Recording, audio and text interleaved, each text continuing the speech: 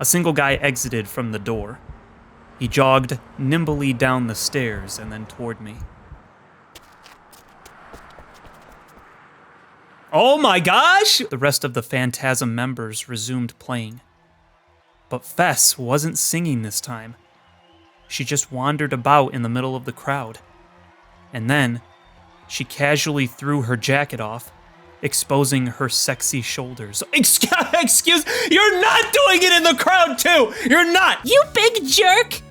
I hope your phone hits you with so many EM waves that you die of kidney failure. Gosh dang, roast 'em.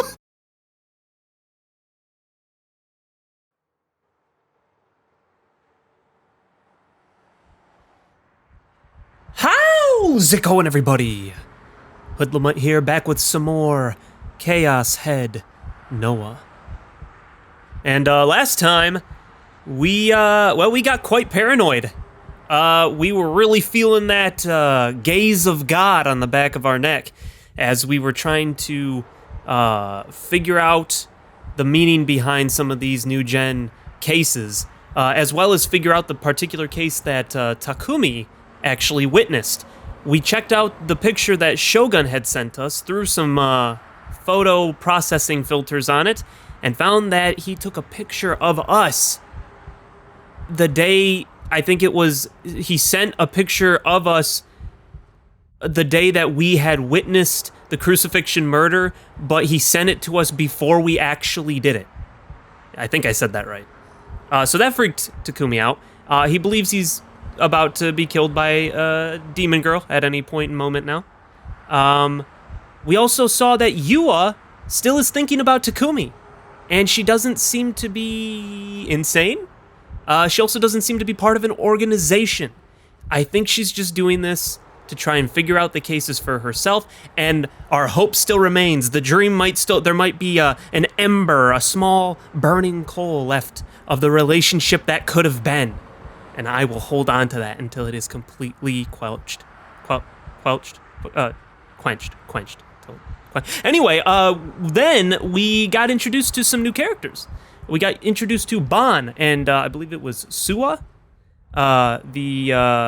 some investigators that are, or inspectors, I suppose, that are investigating these new gen cases, and it looks like they are on Takumi's trail.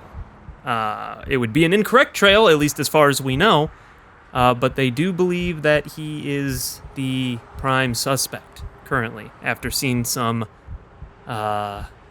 CCTV footage or whatever, or what's that called? The what are the cameras called? The CV, it's got an acronym, whatever, you know. Anyway, they saw camera footage. And, yeah, and that's kind of where we're at. And so after looking up into some of these images, we started delving further into the internet and saw that a gothic band named Phantasm has been predicting a lot of these murders, supposedly. And we are starting to wonder if they maybe have precognitive powers. Specifically Fess, who is the head singer.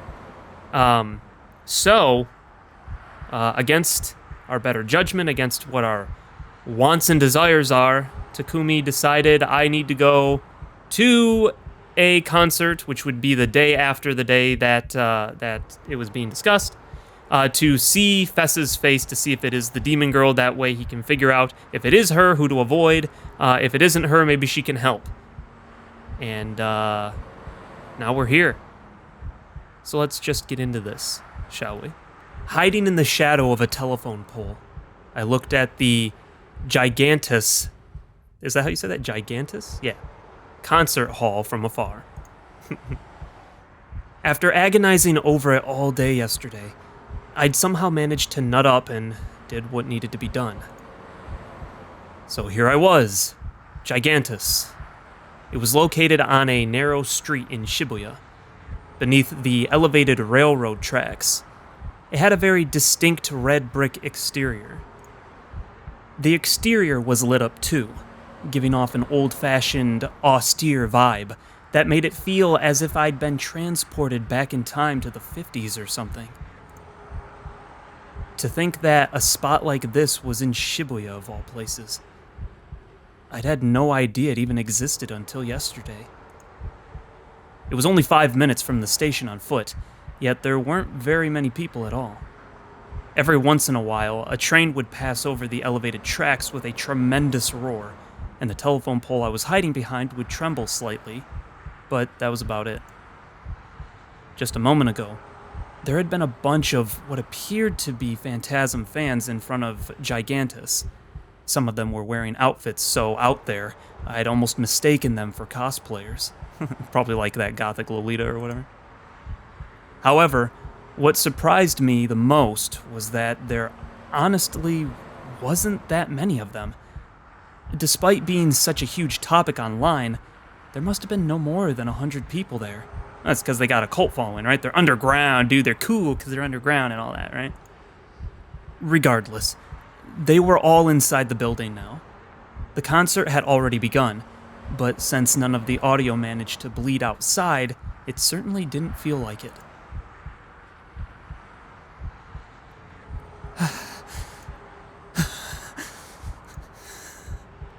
My heart palpitations had gone away after I'd fallen asleep yesterday, but they'd come back with a vengeance the second I'd arrived in front of the venue. It'd been so hard to breathe. I'd almost thought I was dealing with some kind of heart failure. But really, I knew exactly why it was so bad. This place was filled with a thick, impenetrable darkness. The demon girl and her underlings could be lurking around any corner. Knowing that, I'd been on the lookout for anyone that might attack me ever since I got here. The sheer anxiety and paranoia was comparable to what it felt like going through the Wands Volcano dungeon in ESO.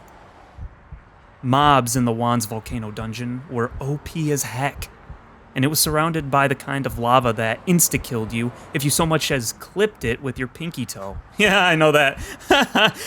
I wonder if the people that wrote this were actually gamers too, because that's like, I feel like that's like very specific gamer talk, you know, like I feel like you wouldn't really hear that from somebody who's trying to figure out what gamers sound like, you know? You know, like you'd never hear a boomer talking about video games that way. You know, boomers talking about video games, you know, like you think of like I remember watching NCIS and they had an episode dedicated to video games, you know, and they have, you know, the whole, you know, where they talk about going to the next level of the game and, you know, getting to the boss and all that stuff, you know, like very, very generic terms, you know. They wouldn't talk about clipping and all this other stuff so much. So I wonder if they actually are video game players themselves. That's kind of cool if they are. That crap couldn't have been play tested. The amount of times I died there. Oh my gosh. I wiped the sweat off my forehead with a hand towel and gulped down a gob of saliva. Right as I did, the door at the top of the stairs opened, and the furious beating of drums reverberated from inside Gigantis for a few seconds. A single guy exited from the door. He jogged nimbly down the stairs and then toward me. Oh my gosh! Miss me! Did he ask him to come? Wait a minute. Sup, Taku? Been waiting long? I had invited Miss Me-kun to go to the venue with me. Okay, that's what I thought. As I didn't know his phone number, I'd been forced to go to school today just to ask him to go. If he hadn't come with me, I probably wouldn't have even made it this far. And even if I'd somehow forced myself to go into the building alone, if the demon girl was there, it would be a certified game over. So, I had Miss Me-kun operate as a scout. I did feel bad about throwing him into the line of fire, so I obviously hadn't told him about that part. The only people I could rely on were him and Nanami, so I picked the less annoying of the two, Miss Me-kun. Okay, that's interesting. He still thinks he can trust Nanami, though, even though he doesn't like her. That's funny. So obviously Fess is going to probably be okay, right? They're building this up too much for it to be like, oh no, this could be bad. But she's probably going to be fine, right? Even though her band's gothic and they're going into a dark, kind of scary looking place. That's the obvious thing, right? Is that it's... The hyper obvious thing would be would be that it is the actual demon girl that will be down there. The obvious thing is that, you know what I'm saying. In other words, the thing that it probably is that it's a subversion and she'll actually be okay. Now they could subvert the subversion and make us think that it's okay going down there because we think it would be bad to start with, but it actually is bad. So it's like a double bait and switch or whatever, right? So I don't know. I'm just wondering. I even covered his ticket cost. So in a sense, you could say I'd hired him for 1,000 yen.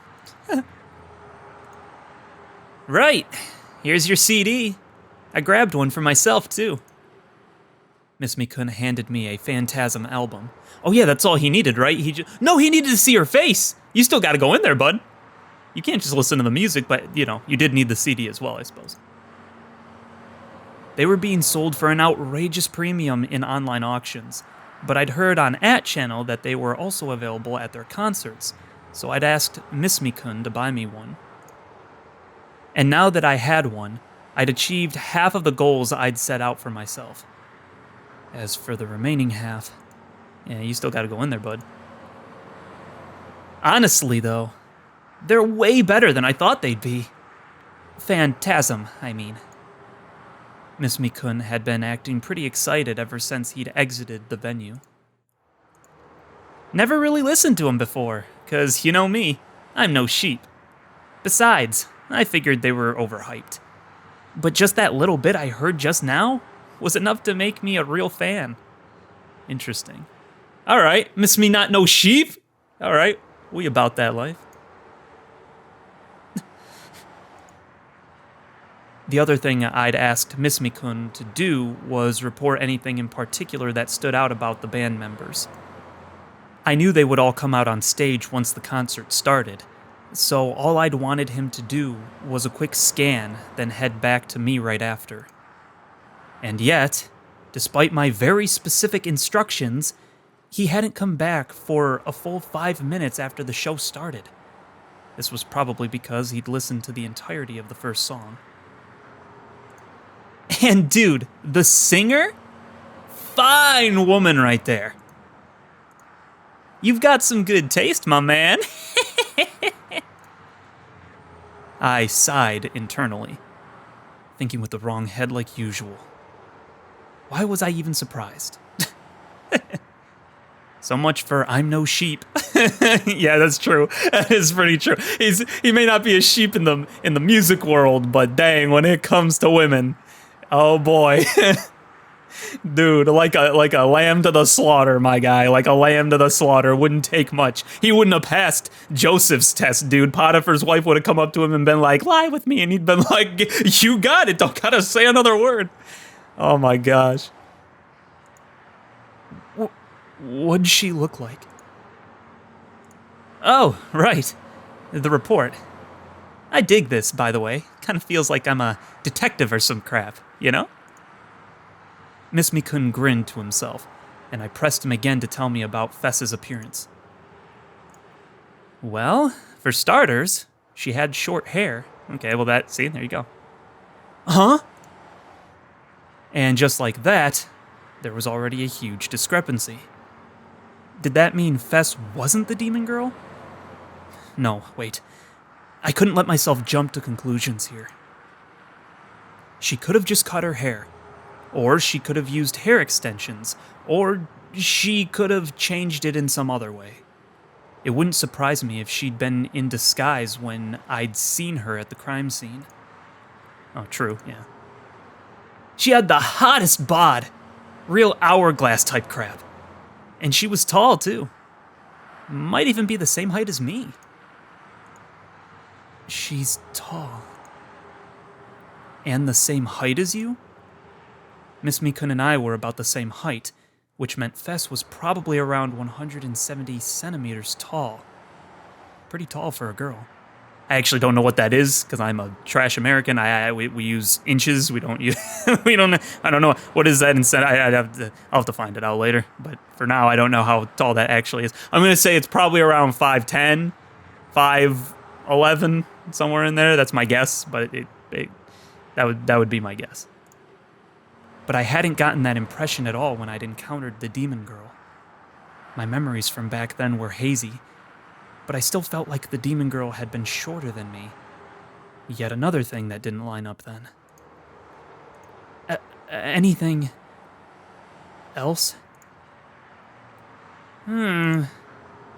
Oh yeah, she had this real aloof vibe to her. Too cool for school type of thing.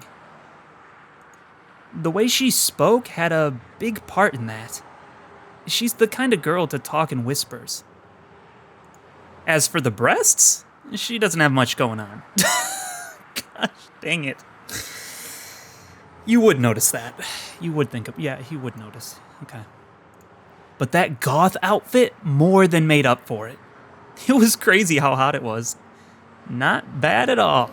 Not bad at all. Such a gross dude.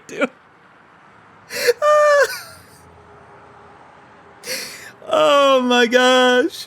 So bad, dude. This guy says he gets all the ladies. If there's any lady ruffians out there, all right, you tell me right now. Would you fall for this guy? You tell me right now. Put that in the comments right now. Would you fall for Miss Me? He says he gets all the girls in high school. You think you would fall for a guy like this? In all fairness, he probably acts different in front of them, I guess, you know? He's talking different because, you know, Takumi's a guy, whatever. You know, this is like very, like, stereotypical guy talk or whatever. But you tell me, would you fall for this kind of a guy? Be honest.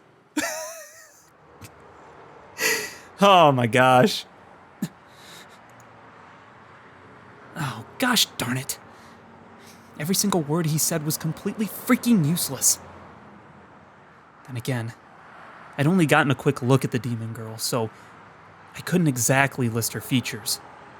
This plan was probably doomed from the start. But anyway, since you're so interested in Fess, you really ought to take a look for yourself. Let's hit it. Huh? Miss Mikun began to push me from behind, forcing me up the stairs to Gigantis. I desperately tried to fight back, but Miss Mikun was stronger than me. I couldn't get away. Wait! You want to see Fess's face, right? Come on, be honest.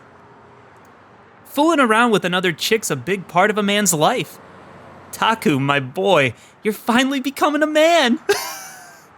Is he insinuating that he's still with Yua, but he's got a side piece? Is that what he's insinuating? Let me tell you right now, that is not a big part of a man's life. That's scum life right there. All right, let's just get one thing clear here. Gosh darn it. When did chivalry die? When did that die? I miss it. Bring it back. What? Just pretend that glasses girl you went home with the other day doesn't exist. I'll be forgetting about Tanaka tonight myself. Oh my gosh. What the heck was he talking about? I tried to stand my ground and fight back, but to my horror, I realized that I was already at the top of the stairs.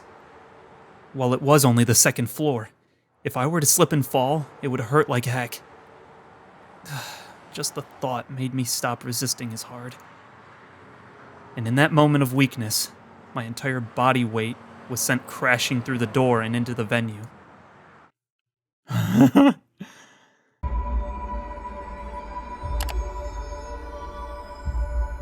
Oh, man. Whoa! The second I hit the inside, an explosion of sound blasted my eardrums. I'd never experienced something this loud before. Even the pit of my stomach was being forcibly shaken by the vibrations. It was so intense. It felt as if my entire body was being crushed to pieces. There were no seats in the venue. Everyone was standing up to watch. They were all rocking their bodies in rhythm with each other, shouting, "Fess! Fess! Fess!" as their fists shot up and down. Still nowhere near the level of a Wotage performance, though. The heat was devastating. It made me want to vomit.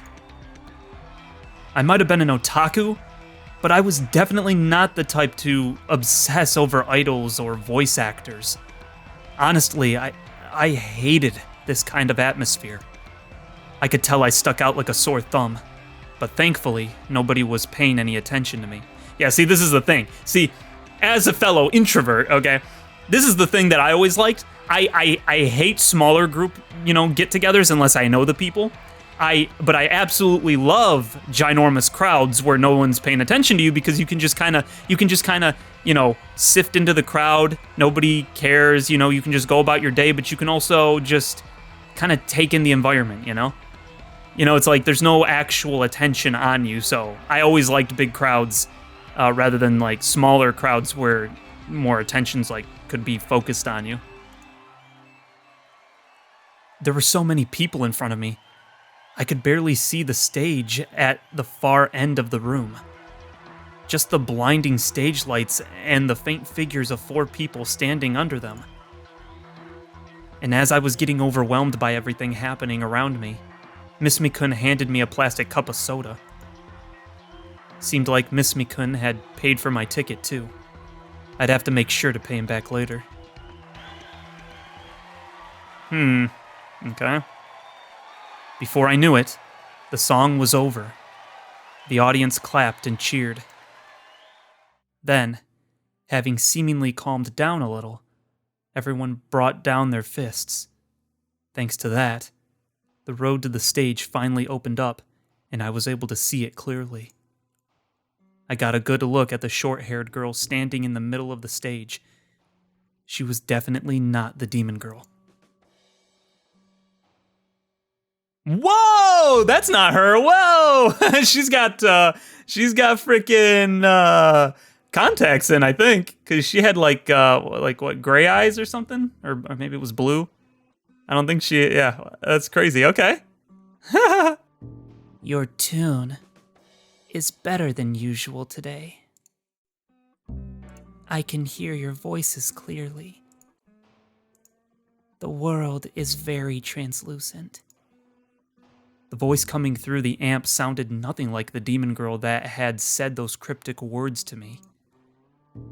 Miss Mikun was right. Fess definitely had an aloof vibe to her. Despite her short hair, she didn't feel boyish. She gave off this mysterious aura with a mix of charm, allure, and a hint of distance. And to top it all off, the silver accessories she was wearing all glittered fantastically as they reflected the lights. It felt like I was starting to understand why there were so many threads about her on @channel. In this kind of concert, I'd always thought that the band members would be more energetic, but Fess seemed incredibly indifferent during the intermission. She was pretty much the exact opposite of the excited audience. Maybe that was just the type of person she was. But it seemed like the audience wasn't surprised by that. They just stayed silent during the break, listening closely to Fess's words. Perhaps it is that the gate to Gigantis has been closed. Gigantis! Wait, that was in Steins Gate, right? That's another thing that was in Steins Gate, but I forget what the reason for it was in Steins Gate. I forget what it was referring to now. It's been too long. But I remember that, Gigantis. Interesting. I'm sorry, what? Gigantis? What language was she even speaking? The world's equilibrium has been maintained for millennia, since the birth of the Greater Will. However, now, it is crumbling. It is so very unstable. And thus, I shall sing. I shall accept your chaos. Interesting. Oh, I guess they were a goth punk band, so the band members probably had characters that they played. Maybe it was an easy way to win over the hearts of fans. Just spout some random nonsense that hinted that it might mean something, giving it enough mystique to keep people engrossed. Yeah, kind of like abstract art. They just splatter some paint on the wall and say like, "Well, what do you think it means?" And they don't actually have any meaning behind it. They just want other people to find meaning and then say how great it is, you know? Speaking of mystique, Fess was holding something strange in her hand. In her left hand was a plain old mic, but in the other, she was holding some sort of weirdly shaped mic stand. It looked kind of like a sword. It was shaped so elegantly, it felt sinister. It looked so sharp that if you so much as even grazed it, it would slice your finger in two. It was huge, too. As tall as Fess, in fact. There were also lines of glass embedded into it, which glowed with an ominous blue light. I couldn't tell if it was really a sword or not, but either way, it wasn't half bad as a character accessory. No complaints there. I was strangely captivated by it. Then, using only her right arm, Fess casually lifted the huge mic stand. And with an underhand grip, she swung it sideways. The blue light from the glass drew a wide arc with its afterglow. What the heck? That was so dangerous! What if it hit someone in the crowd? That wasn't a mic stand. Could it be a sword? And every night, she would use it to cut the throat of some poor audience member, harvesting blood to offer to the demon girl. Or something. So was this concert actually some sort of black mass organized by a bunch of witches? A fierce chill ran down my spine just thinking about it. Goosebumps covered my entire body. I should really get out of here ASAP. But the moment I thought that, Fess let out a gentle whisper.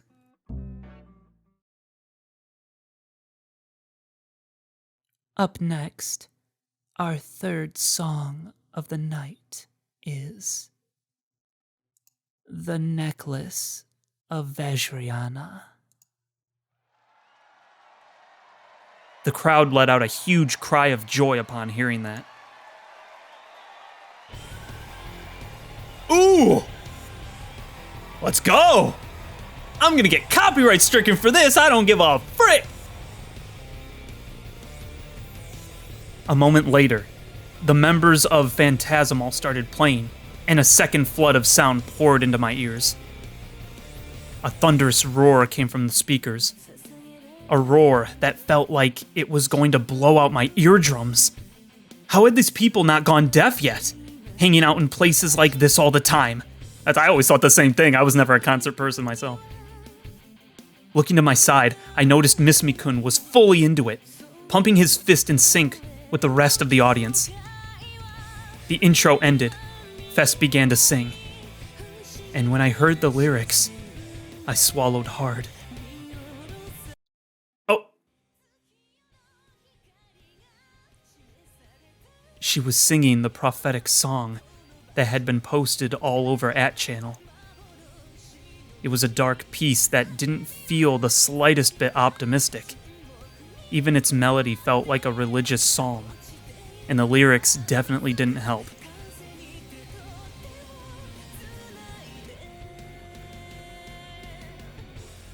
Everyone was getting riled up at first, but as the song went on, the excitement dropped further and further, and by the end, everyone just stood there, not saying a word. But that was because everyone was fully lost in the sound. Some of them just stared at Fess, completely entranced. There was definitely something about Fess's singing voice that captivated people. Even as I battled fear and nausea in the middle of this crowd, I found myself listening very closely to her song, not wanting to miss it.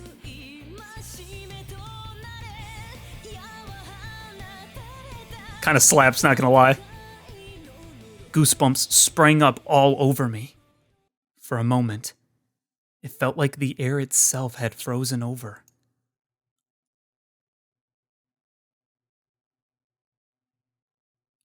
Huh. The song ended. Fess was looking down at the stage, swaying her body from side to side as she soaked in the last echoes of the music.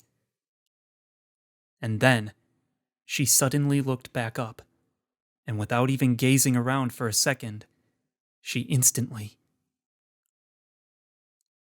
Oh, not a choice, come on! Looked at me. Wait, what? Oh, yo! Okay.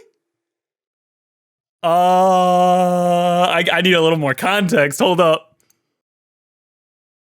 And it wasn't like she'd just glanced in the general direction of my eyes, or like she'd briefly made eye contact with me or anything like that. Fess was blatantly looking right at me. I'd even go as far as to say she was staring at me, fixedly, as if elevating my existence, as if searching deep within my heart. Boy, I don't know if I want this to be a good thing or not. I'm okay. The two answers I'm thinking between right now are positive or just neutral, just not doing anything. Because I really don't think I think she has something. I do think she has probably precognitive powers. I think she's obviously looking at us for a reason. Now, it could very well be that she actually isn't, and he just thinks that she is. That's part of the delusion, maybe. But I have a feeling it's not. I have a feeling she actually is looking at us, and she notices something about us in terms of precognitive powers. I kind of want to pick the positive option. I don't know. I don't think the red one's the right choice. I definitely think at least green, at least neutral, if not green. Hard to say. I don't think she's bad though. I think she's good. Here's my current theory. Okay, knowing nothing about her or anything else, I wonder if she uses her music to warn people, right? Like a prophecy, and maybe it keeps people from getting killed. And now she's just noticed, with her psychic abilities or whatever, that we also have something special. The neutral option would probably make the most sense, but I'm kind of curious about the positive option.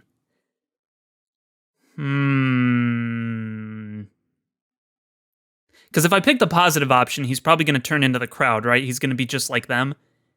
If I pick the red option, he'll run away. He'll think that she's going to kill him. If I pick neutral, he might just get confused and see what she does. I'm going to pick green. I'm going to pick green. I trust her. I don't know why. I trust her. I shouldn't, but I trust her. I trust her. I'm going to die. Her gaze was all too intense. And yet, somehow, she seemed a little sad. Okay.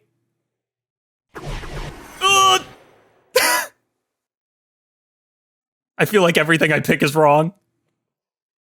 As she descended from the stage and to the audience, I couldn't take my eyes off her. What was going through her head, I wondered. The rest of the Phantasm members resumed playing. But Fess wasn't singing this time. She just wandered about in the middle of the crowd.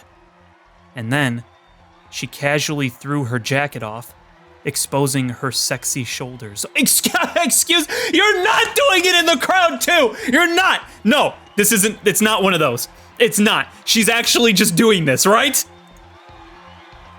The previously quiet fans were getting excited once again. Everyone threw their fists in the air as they jumped up and down wildly. They made the ground shake so hard, it felt like an earthquake. However, nobody laid a finger on Fess. Maybe they thought she was too holy of an existence to be touched. Or she's controlling them, maybe? Normally, if a girl with her charisma dove into the crowd, it wouldn't be surprising if they got crushed to death. But it seemed that Phantasm's herd of sheep had agreed to restrain themselves, all abiding by the unspoken rule of, do not touch Fess. And in doing so, they could feel Fess's presence right in front of them. They could savor the fragrance of Fess's sweat. They could touch the same air as Fess. And that was the greatest joy her followers could ever know. Until this point, I thought that this was just any other performance, but I couldn't believe my eyes when I saw what Fess did next. She casually began to unfasten the belt around her waist, and then she threw it into the crowd. All of her followers instantly reached for it, competing with one another to lay their claim over it. Is she doing a strip tease? Why? I can't win. I can't win. This is just always what it's gonna be, isn't it, for me? This is just what it's gonna be. I'm okay as long as you don't make me say anything weird, all right? Let's just calm down, okay? Then, with a sidelong glance at them, Fess. Oh my gosh, no! I should have picked neutral. I should have known. I can't win. I can't win. I can't win. I can't win. I should have picked neutral. I should have. I didn't, but I should have. Oh, man. Unzipped her miniskirt. Her skirt gently fell to her feet. What the frick? What the frick? Her black, sensual underwear was exposed. She seemed to not have a care in the world about her acolytes seeing her in such revealing clothing. Gosh dang it. Good. Okay, maybe anytime they introduce a girl, I need to not click green. Maybe that's what it is. Okay, because I thought it was it said she was sad. I thought it was gonna turn into something more positive, not lewd. I thought it was gonna be like, otherwise we'd blow her off, you know, with neutral. I was trying to not blow her off. I was trying to be like, but what? Maybe she's trying to tell me something, and then she would say something. But no, I don't get to win. I never win, ever. Gosh dang it, frick. Maybe she was high off the atmosphere of the venue, or maybe this was part of the performance, or maybe she was just an exhibitionist. I had no idea, but her utter eroticism kept my eyes glued to her all the same. Oh, she's looking at us, what the frick? Uh-oh. Dude, this is gonna be another Yua, isn't it? It's just gonna be another Yua. Fess looked at me once more. Her lips formed a bewitching smile. Yo, she's coming over here! Fess's eyes were fixed on me, never once looking elsewhere. She slowly started approaching me, as if she had found her target. Then, when she finally arrived before my very eyes,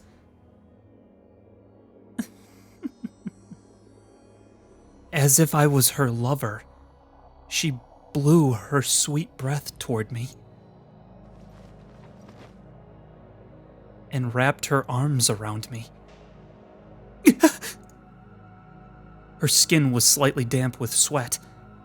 The scent and warmth were so alluring, they made me dizzy.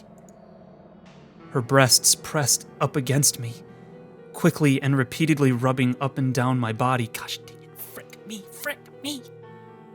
I guess it's true what they say about singing being exhausting, because I could feel her ragged breath directly on my skin. Her arms were wrapped around my back, holding me close. Her nails were digging into the nape of my neck, and her thighs were twined around my leg. Shivers ran through my entire body like jolts of electricity. I wasn't able to push her aside, nor could I return her embrace. The only thing I could do was stand still, staring at her with my eyes wide in confusion. Gosh dang it, frick. I know it's a delusion, but gosh dang it. Her followers cheered again, but this time, the noises they made sounded more like screams. The music played by Phantasm intensified, Chants of "Fess" echoed throughout the venue. Then shouts of "Do it! Do it!" began to follow. Do it? Do what exactly? In a situation like this, what could they be talking about? I had no idea. Fess, meanwhile, just kept hugging me in silence. Seeking help, I looked for Miss Mikun's silhouette in the crowd. But when I found him, to my surprise, he was sharing an intense kiss with a girl in the crowd I'd never seen before.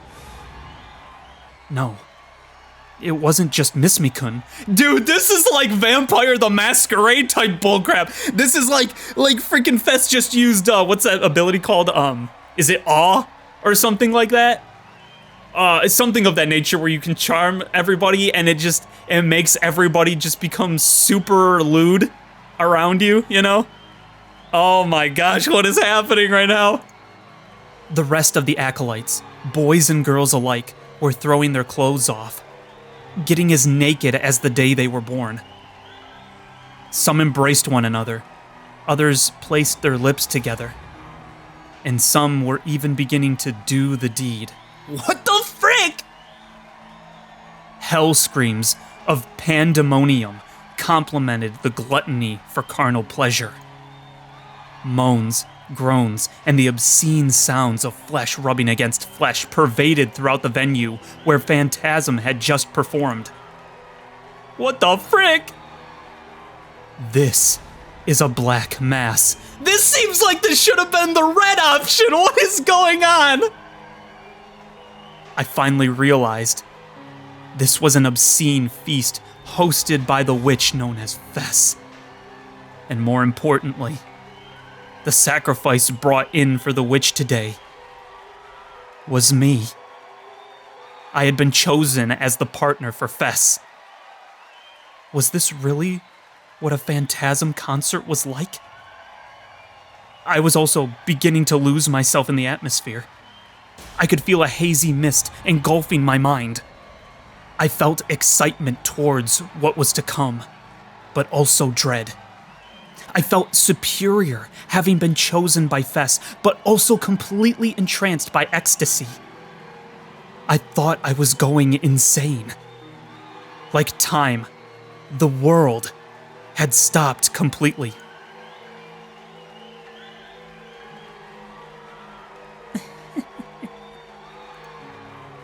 Fess's laughter reached my ears once more. Even in this flood of sound, I could hear her voice clear as day. What a sexy voice. Just hearing the sound of it put me on the verge of fainting. But Fess was seducing me into diving further and further into this melting pot of pleasure. Her teeth lightly sank into my earlobe. She let out a sigh right into my ear. And then she whispered, "Whose eyes are those eyes? No way." I knew it! Holy crap! Whose eyes are those eyes?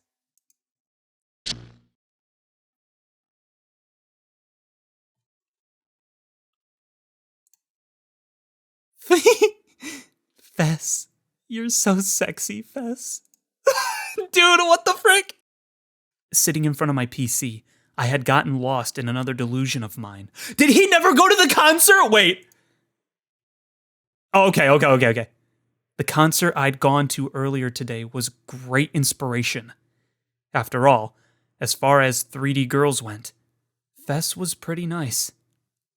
That said, the number of people in the crowd had been way too high. Hell would have to freeze over for me to go there again. I'd wanted to GTFO basically the entire time. In the end, the size of the crowd made me too sick, so I had to rush to leave the venue. Oh, okay. So it really was just a delusion again. Gosh, dang it, I picked the lewd one again. Frick me. I'm 0 for 2 right now, bro. Actually, I could be like more for whatever. I don't know how many I dodged up to this point by being neutral most of the time. Or heck, the one in the hospital where I picked it, the red one, that could have been, he could have just been like seeing all of the nurses being lewd or whatever, right? Like, gosh, dang it. I can't trust it. If there's ever a girl on screen, I can't pick the green option. I can't. It's not gonna work out for me. Today's delusion had been awesome. And who knows? Maybe Phantasm and Fess actually did that kind of stuff. They just decided to skip today. Well, anyway, guess I'll log on to ESO or something. Oh my gosh. To me, ESO was my life.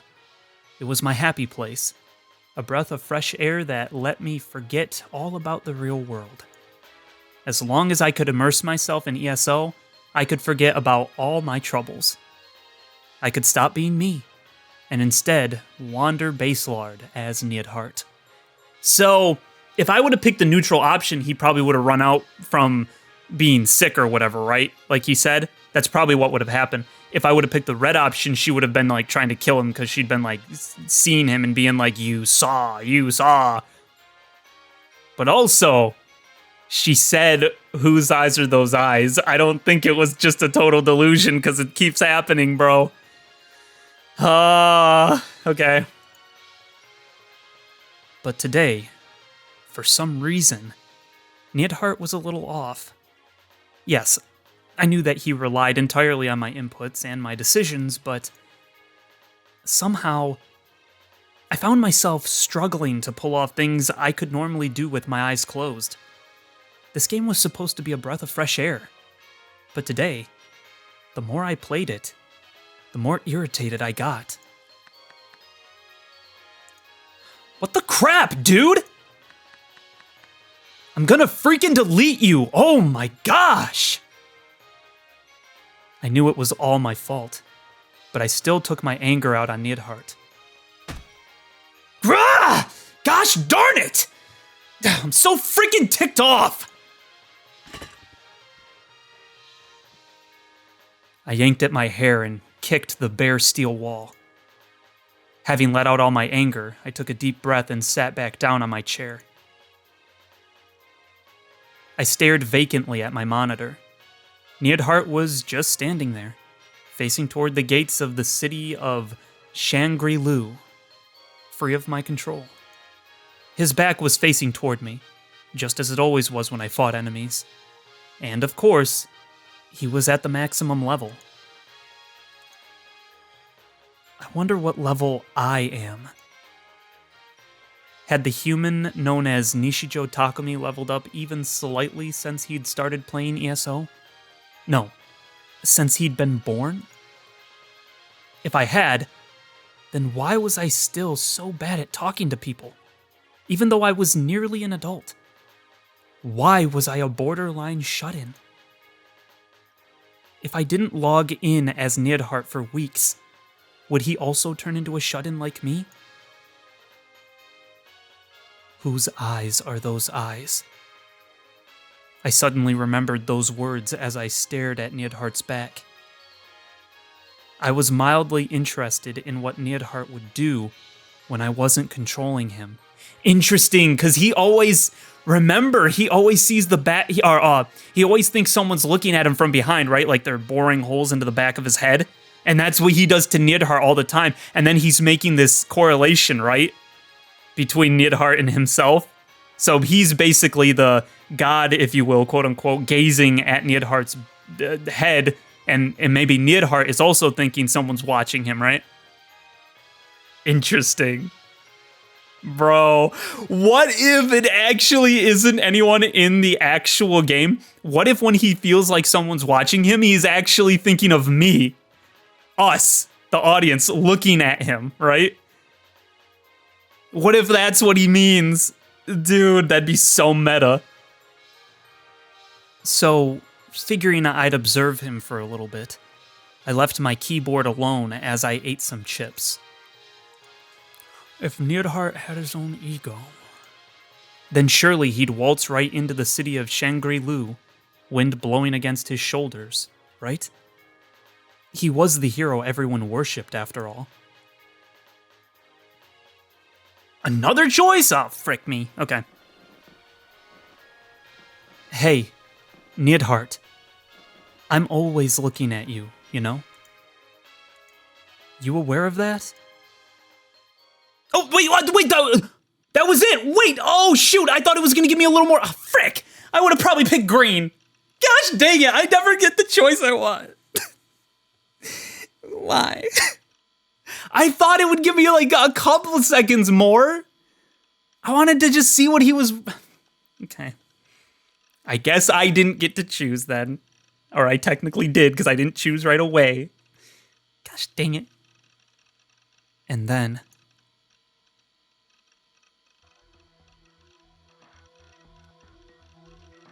without me even touching the keyboard, Neidhart, who had been standing with his back to me, suddenly turned toward me.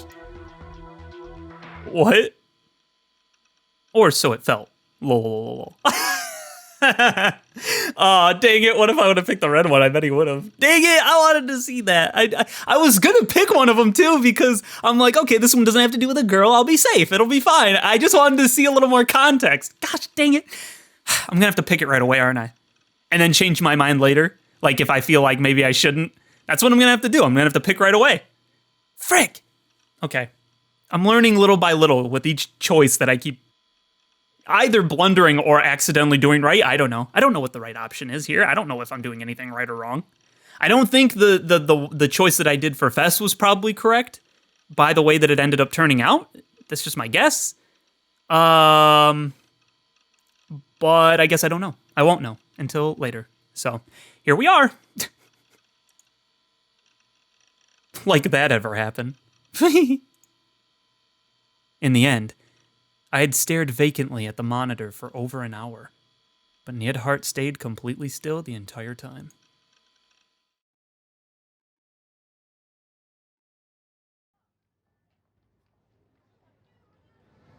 I'll tell you exactly what happened. I reluctantly decided to go to school today, but before I knew it, I found myself going to buy a phone with my little sister. Oh, crap. Okay. But hey, this will be good for him. He needs a phone to talk to you, all right? So there you go. I'm sure you don't understand what I'm saying, but I don't really understand it either. I thought I was going insane.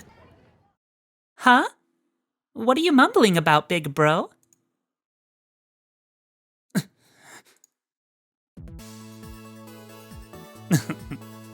Well, either way, I asked you what you think of this one. So, what do you think? I think I want to go home. Besides, how many times do I have to tell you that I don't need a cell phone? Gosh. It hurts having a little sister this brain dead. When I'd gone to school today, Nanami had made her assault right in my classroom. After happily saying, "Wow, you actually came to school today," she ordered me to go out and buy a phone with her once school was over. Once the bell rang, I tried to escape without her noticing, but I'd forgotten how quick Nanami was on her feet. So, after being chased and easily caught up to, I found myself being dragged all the way to the front of the station. I didn't want to go anywhere near the station, and I felt like that the whole way there. Even now, I already felt like I was going to throw up. Nanami, though, not giving a darn about what I felt, was busy admiring the many different models on display in the front of the store. I tried to wrap my head around why exactly Nanami was so insistent about getting me a phone, but I just got a headache instead. Here, look at this one. Isn't it such a cute color? You should get this one. Since she was asking for my opinion, I gave a simple reply. That's fine. Actually, it might be a bit too cutesy for you. It doesn't really fit you, you know? See? It didn't even matter what I said. That would happen regardless. I'd completely lost track of how many times I'd said that's fine by this point. She would ask for my opinion, but she didn't actually intend to listen to it. This was exactly why 3D girls sucked so much. Is everything okay, big bro?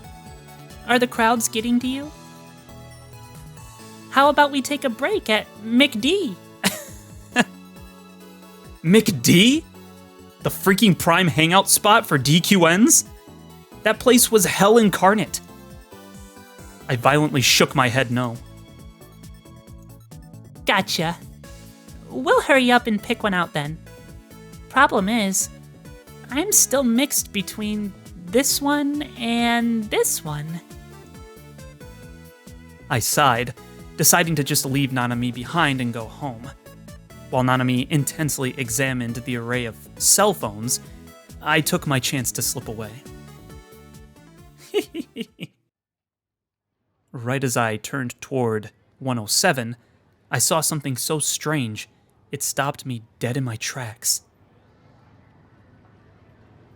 What was that?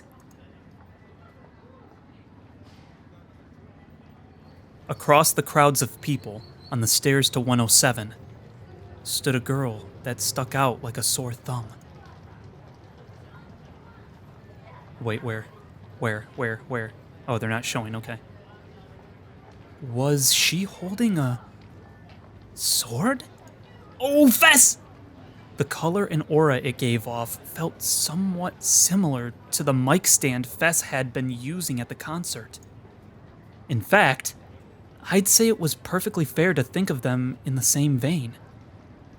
But even then, it was still one massive sword. It might have been even longer than Fess's mic stand. To my surprise, the girl was wearing a Suemei uniform. I couldn't make out her face from this distance, but despite holding something so conspicuous, the girl seemed relaxed as could be. She simply watched the people walk down the street from atop the stairs. Talk about bravery. I was seriously impressed. I couldn't believe she was walking around right smack in the middle of Shibuya with that massive toy sword. Must have had one heck of a humiliation fetish. Was the sword a cosplay prop from some sort of new anime? Then again, I was pretty familiar with all the anime that were airing. Was there really a series with a sword like that? Had it slipped under my radar? Of course, walking around Shibuya holding one would be too much for me. But the sword itself was pretty darn cool. Kinda wanted to get one, honestly. I wondered if I could get one in Akiba. Even better if I could order it online. Big bro! I was suddenly struck with an elbow to the back. The pain almost made me black out and collapse on the spot. I turned around to find a Nanami with her hands on her hips, sullen as could be. Were you trying to run away from me? Oh. I know I took way too long to decide, and I'm sorry for that, but that doesn't mean you can just go and leave me behind. Don't you realize how mean that is? Aw.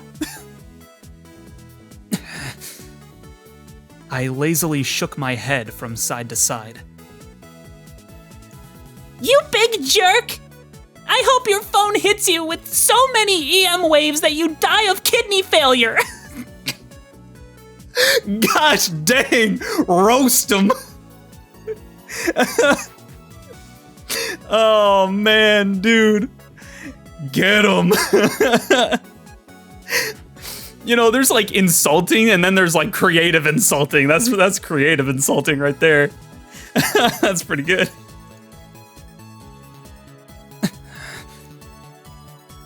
The heck was her deal? Now I feel like an idiot for trying so hard to pick the right phone for you. So I'm not even gonna try anymore. The same model as mine is good enough for a jerk like you. Nanami forcefully grabbed my arm. I'll make sure you sign the contract today if it's the last thing I do. And until that phone's in your hands, you're not going anywhere. I get it already. Let go of me. Okay, then hurry up and move your butt. I didn't have a clue why Nanami had gotten so worked up. She really was a pain in the rear. You ditched her, what do you mean? And there's killers out there, she even said this to you before. Why?